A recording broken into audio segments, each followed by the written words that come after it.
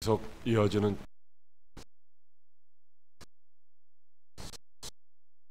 계속되는 찜통 무더위 속에서 우리들이 할 수 있는 것은 아무것도 없는 것 같습니다. 물론 에어컨을 키기도 하고 부채질을 하기도 하고 시설을 가기도 하지만은 저 이글거리는 태양은 우리가 어찌할 수가 없다는 것입니다.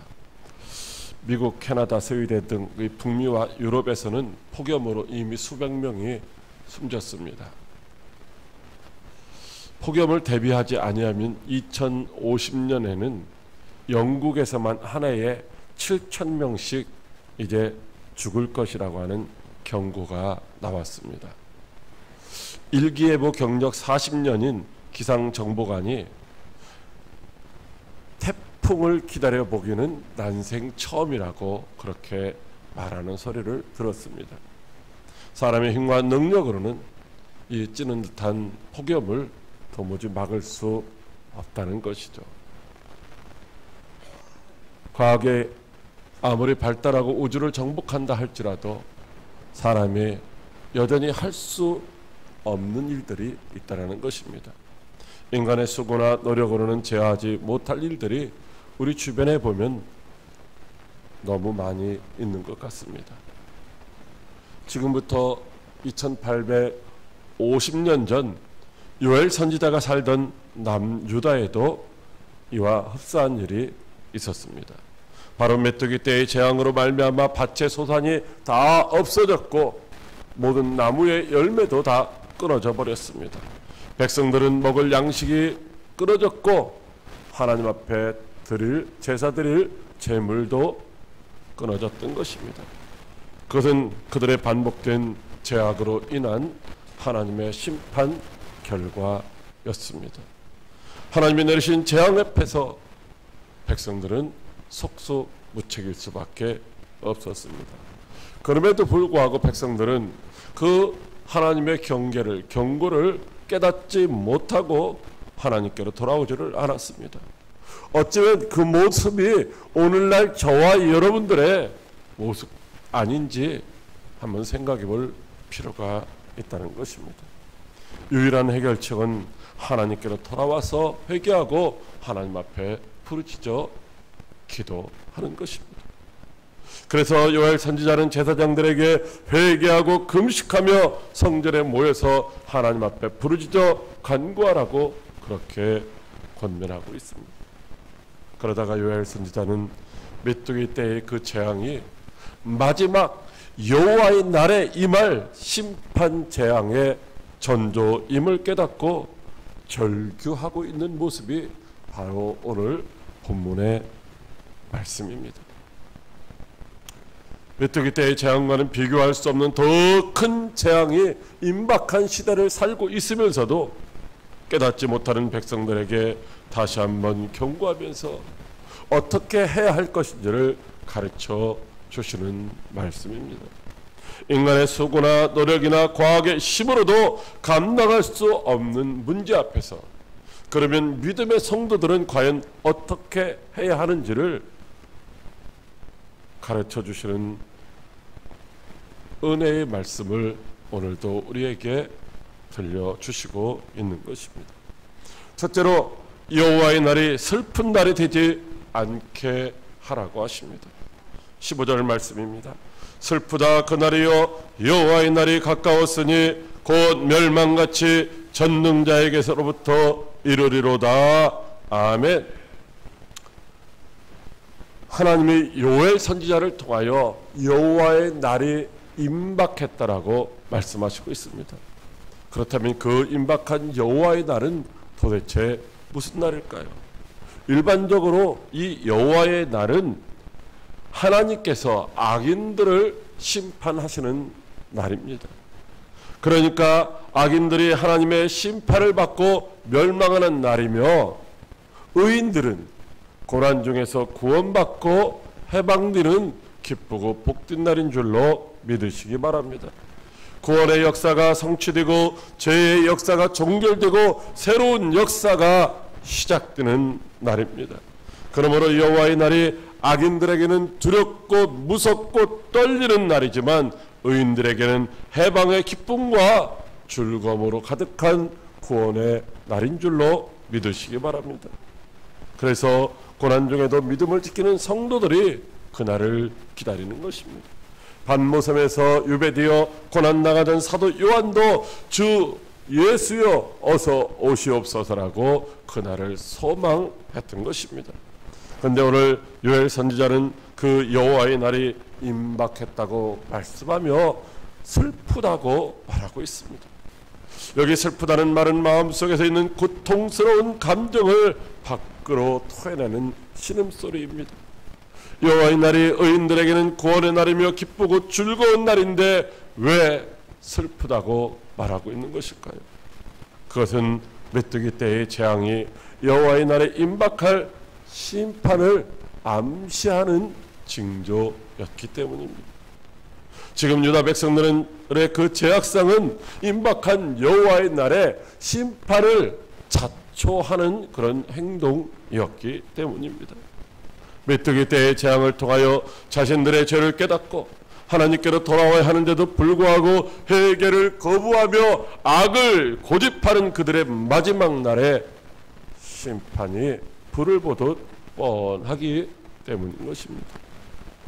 여호와의 날이 어떤 상황에도 신실한 삶과 신앙으로 하나님을 진실되게 섬기는 사람들에게는 결코 두렵거나 피하고 싶은 날이 아니라 속히 임하기를 고대하는 날입니다.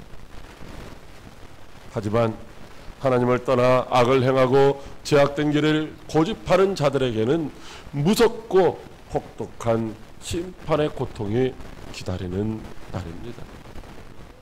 사랑하는 광역교회 성도 여러분, 심판주로 오시는 그 예수님이 속히 오신다고 말씀하시고 있습니다. 심판주로 오시는 그 예수님, 그 예수님을 맞이할 준비는 잘 하고 계신지요? 어느 날 예수님이 심판주로 오실 때에 알 수 없으므로 우리는 항상 깨어서 준비하고 있어야 할 줄로 믿으시기 바랍니다.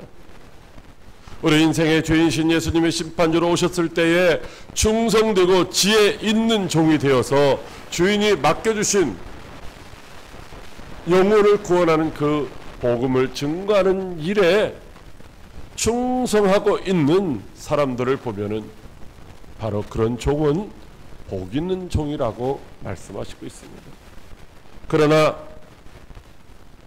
주인이 더디오리라고 생각하며 동료들을 때리고 술친구와 더불어 먹고 마시며 외식하고 있으면은 생각하지 않은 날 알지 못하는 시각에 주인이 오셔서 그 종을 심히 때리고 지옥 형벌 가운데 던지신다고 말씀하시고 있습니다.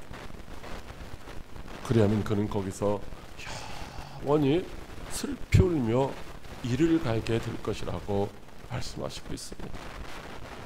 그러므로 여호와의 날이 두렵고 떨리는 심판의 날이 되지 않도록 저와 여러분은 근심하며 조심해야 될 줄로 믿으시기 바랍니다.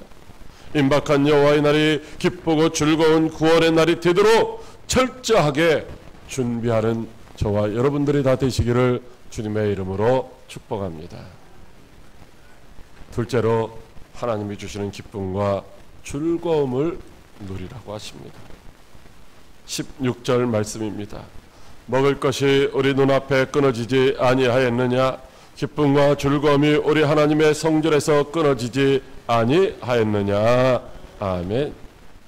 메뚜기 떼의 재앙으로 인하여 먹을 양식이 끊어졌을 뿐만 아니라 하나님이 주시는 기쁨도 즐거움도 다 사라져 버렸다는 것입니다. 여기 끊어졌다는 말은 하나님이 이제 그들의 손에서 빼앗아 가셨다는 말씀입니다. 하나님이 왜 어떻게 백성들의 손에서 양식을 빼앗아 가셨다는 말일까요? 그것은 백성들이 두 눈을 뜨고서 똑똑히 보는 가운데 수많은 메뚜기 떼들이 그 양식을 곡식을 다 갉아먹어 버렸다는 것입니다. 하나님이 하시는 그 일 앞에서 백성들은 어떻게 할 수가 없었습니다. 그냥 당하고만 있을 수밖에 없었던 것이죠. 그것은 그들이 하나님을 떠나서 우상 숭배하며 육체를 따른 죄의 결과였던 것입니다. 먹을 양식을 추수하지 못해서 고통스러웠지만 그들은 남은 씨앗을 열심히 파종하였습니다. 그런데 그들이 기대했던 싹은 나지 않고 추수할 수 없게 되었습니다. 왜냐하면 가뭄으로 인하여 그 씨앗은 흙덩이 아래에서 다 말라 비틀어졌기 때문입니다. 결국 그들의 창고는 비었고 곡간은 무너졌습니다. 씨앗이 다 말라 비틀어졌기 때문이죠. 그들에게는 아무런 소망도 없어졌습니다. 하나님의 백성들은 제사를 통하여 하나님이 주시는 기쁨과 즐거움을 누리며 살았습니다. 그런데 결국에는 하나님이 주시는 그 기쁨도 그 즐거움도 누릴 수가 없게 된 것입니다. 왜냐하면 하나님 앞에 드릴 소제물도 또 전제물도 다 끊어졌기 때문입니다. 이제는 하나님이 주시는 기쁨도 즐거움도 사라져버린 그런 황량한 삶을 살아갈 수밖에 없게 되었다는 것이죠. 그렇다면 왜 하나님께서 그 백성들의 기쁨과 즐거움을 누리지 못하도록 끊어버리신 것일까요? 이사야 1장 11절 말씀에 여호와께서 말씀하시되 너희의 무수한 재물이 내게 무엇이 유익하뇨? 나는 순양의 번제와 살찐 짐승의 기름에 배불렀고 나는 숫송아지나 어린 양이나 순염소의 피를 기뻐하지 아니하노라. 아멘. 당시 이스라엘 백성들은 하나님 앞에 무수한 제물을 드리며 제사를 드렸습니다. 여러분, 솔로몬은 1,000마리의 제물을 드리기도 했다고 말씀하고 있습니다. 그런데 하나님은 뭐라고 말씀하시고 있어요? 나 지금 배부르다는 거예요. 나 너희들이 드리는 그 제물 필요 없다는 거예요. 누가 그런 제물을 드리라고 말했느냐고 말씀하시고 있는 것입니다. 너희가 내 마당만 밟을 뿐이라고 안타까워 하시고 있는 것입니다. 사실 하나님께서는 모세를 통하여 하나님 앞에 제사를 드리라고 말씀하셨습니다. 절기 때에도 또 안식일마다 이렇게 제사를 드리라고 말씀하셨죠. 그리고 특별히 하나님 앞에 제사를 드릴 때는 결코 빈손으로 나오지 말라고 말씀을 하셨습니다. 그런데 지금은 하나님께서 백성들에게 누가 이런 제사를 드리라고 했느냐고 반문하고 계신 것입니다. 하나님이 백성들이 드리는 그 제사를 기뻐하시지 않는다는 것입니다. 하나님이 백성들이 드리는 그 제사를 기뻐하지 아니하시니까 하나님께로부터 백성들이 기쁨도 즐거움도 받아 누릴 수가 없는 것입니다. 그렇다면 왜 하나님께서 백성들이 드리는 그 제사를 기뻐하지 아니하실까요? 그들이 하나님께 제사를 드리기는 했지만은 여전히 악을 행하면서 여전히 불법과 우상을 숭배하는 삶을 살면서 하나님 앞에 제사를 드렸다는 것입니다. 그들이 마음으로는 하나님께 제사를 드리기를 싫어하면서도 그냥 형식적인 제사를 드렸다는 것입니다. 그런 제사는 하나님이 받으시기에 무거운 짐이라고 말씀하십니다. 그런 제사 받으시기에 하나님이 피곤하시다는 것입니다. 그래서 그런 제사에 이제 응답하시지 않겠다라고 말씀하시고 있죠. 사랑하는 광역교회 성도 여러분, 예배는 우리가 하나님과 인격적으로 만나는 축복의 통로인 줄로 믿으시기 바랍니다. 그러므로 하나님을 인격적으로 만나는 이 예배는 당연히 우리가 기쁘고 즐거운 마음으로 드려야 하는 것입니다. 여러분, 만약에 여러분이 누군가를 만날 때에 그 만나는 그 사람이 여러분들을 만날 때마다 잘했다고 칭찬하고 물질로도 팍팍 후원을 해주고 무엇이든지 원하는 것들을 다 들어준다면 그 사람과의 만남을 우리는 어떻게 할까요? 기뻐하며 즐거워하며 고대하지 않겠습니까? 그런 만남을 나는 시간 없어요, 나는 바빠요, 나는 만나기가 부담스러워요 하면서 과연 거절하는 사람이 있을까요? 여러분, 그런데도 불구하고 이스라엘 백성들은 그 하나님을 만나는 시간을 무거운 짐처럼 여겼다는 것입니다. 제사를 드리지 않으면 혼날까봐 어쩔 수 없이 의무적으로 이행하는 행사처럼 여겼다는 것입니다. 마음은 다른 데가 있으면서 몸만 와서 마당만 밟고 가는 사람이 되었다는 것이죠. 하나님은 이런 제사를 기쁘게 여기지 아니하시므로 그 제사를 아예 드리지 못하도록 제물을 끊어버리셨다라고 말씀하시고 있는 것입니다. 여러분들이 드리는 예배는 온 마음과 몸과 정성을 다해 기쁨으로 드리는 예배입니까? 정말로 하나님의 기쁘게 받으시며 이제 마음껏 축복하실 그런 예배를 여러분들이 지금 드리고 있으시냐는 것입니다. 하나님이 복을 주시지 않고 징계할까봐 두렵고 또 스스로 의로받기 위해서 어쩔 수 없이 와서 성전뜰만 밟고 돌아가는 그런 어리석은 가운데 있는 분은 한 분도 없느냐는 것입니다. 감사와 기쁨과 즐거움으로 예배를 드리시는 여러분들이 되시기를 바랍니다. 온 몸과 마음과 정성을 다해 기쁨과 즐거움으로 드리는 예배를 하나님이 받으시고 기쁨과 즐거움으로 가득한 풍성한 축복을 허락해 주실 줄로 믿으시기 바랍니다. 셋째로 갈급한 심령으로 부르짖어 간구하라고 하십니다. 19절 말씀입니다. 여호와여 내가 주께 부르짖으오니 불이 목장의 풀을 살랐고 불꽃이 들의 모든 나무를 살랐음이니이다. 아멘. 요엘 선지자는 메뚜기 떼의 재앙과 가뭄의 고통을 경험했습니다. 또한 여호와의 날에 그 임할 하나님의 심판으로 말미암아 고통당할 백성들을 지금 바라보고 있는 것입니다. 불이 목장의 풀을 살랐고 불꽃이 들의 모든 나무를 다 살랐습니다. 시내가 말랐고 들의 풀이 다 불탔습니다. 그래서 하나님 앞에 엎드려 기도하고 있는 것입니다. 불이 모든 것을 살랐다는 말은 그 뜨거운 태양열이 다 모든 것들을 태웠다는 것입니다. 비가 오지 않아서 가뭄으로 인하여 다 모든 것들이 다 말라 비틀어졌다는 것입니다. 그 결과 밭의 곡식도 나무의 열매도 다 끊어져 버린 것입니다. 사람이 먹을 양식이 끊어졌고 가축이 먹을 시내도 말라버렸습니다. 사람이 할 수 있는 방법이라고 하는 아무것도 없는 그런 절망적인 상태에 놓여 있는 것입니다. 원망과 불평 가운데 비관하며 모든 것을 포기하고 좌절할 수밖에 없는 상황입니다.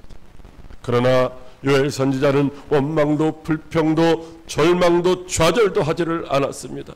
사람으로서는 할 수 없지만은 그러나 능치 못함이 없으신 하나님이 계심을 그는 알았기 때문입니다. 사람은 할 수 없지만 하나님은 능치 못함이 없으시다는 것을 믿었기 때문입니다. 오직 하나님이 피난처가 되시며 구원의 소망이 되심을 믿고 그는 그 하나님 앞에 간구하고 있는 것입니다. 들짐승도 주를 향하여 헐떡거렸다고 하는데 이 말이 바로 갈급했다는 말입니다. 사슴이 시냇물을 찾기에 갈급한 것 같이 하나님의 사람들이 하나님을 찾기에 갈급한 것 같이 찾았다는 것입니다. 다시 말하면 사람이나 짐승이나 모든 자연 만물도 다 하나님의 도우심을 바라고 있다는 것입니다. 왜냐하면 하나님만이 자신들의 인생의 문제를 해결해 주실 수 있는 유일한 분이시기 때문입니다. 하나님만이 절망 중에 있는 자들에게 유일한 소망이 되시는 줄로 믿으시기 바랍니다. 그러므로 우리들도 절망 중에도 회개하며 부르짖어 기도해야 하는 줄로 믿으시기 바랍니다. 그런데 요엘 선지자의 부르짖음이나 그 들짐승의 헐떡거림은 이례적인 것이 아니라 반복적으로 지속적으로 계속했다는 말입니다.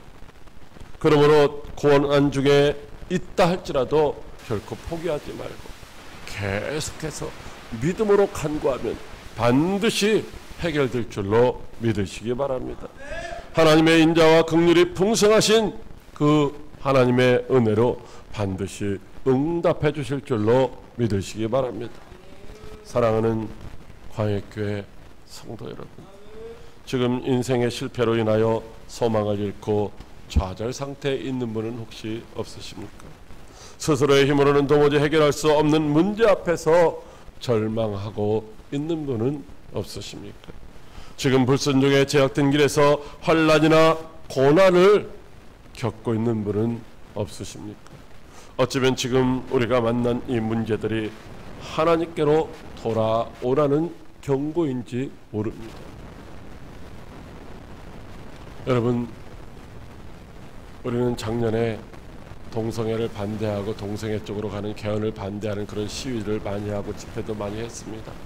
지난주에도 많은 분들이 서울에서 모여가지고 머리를 삭발하고 또 혈서를 쓰고 하면서 이제 그렇게 법이 개정되는 것들을 반대하는 그런 시위를 했습니다. 여러분, 그것은 꼭 해야 될 일이죠. 근데 이 징계가, 이 고난이 하나님께서 우리에게 주시는 경고라면은 우리는 그런 일만 하는 것으로 끝나는 것이 아니라 하나님께로 돌이켜서 우리의 잘못을 회개하고 하나님의 도우심을 간절히 구해야 될 줄로 믿으시기 바랍니다. 시편 46편 1절에 하나님은 다윗을 통하여 하나님은 우리의 피난처시오 힘이시니 환난 중에 만날 큰 도움이시라고 말씀하시고 있습니다. 그러므로 절망하거나 포기하지 마시기 바랍니다. 우리의 힘과 피난처가 되시는 그 주님을 갈급한 심령으로 찾으시기를 바랍니다. 환난 중에 큰 도움이 되시는 주님을 소망하며 부르짖어 간구하다가 인생의 모든 문제를 해결받고 기쁨과 즐거움으로 하나님을 예배하며 찬송하는 복된 성도들이 다 되시기를 주님의 이름으로 축복합니다. 기도하겠습니다.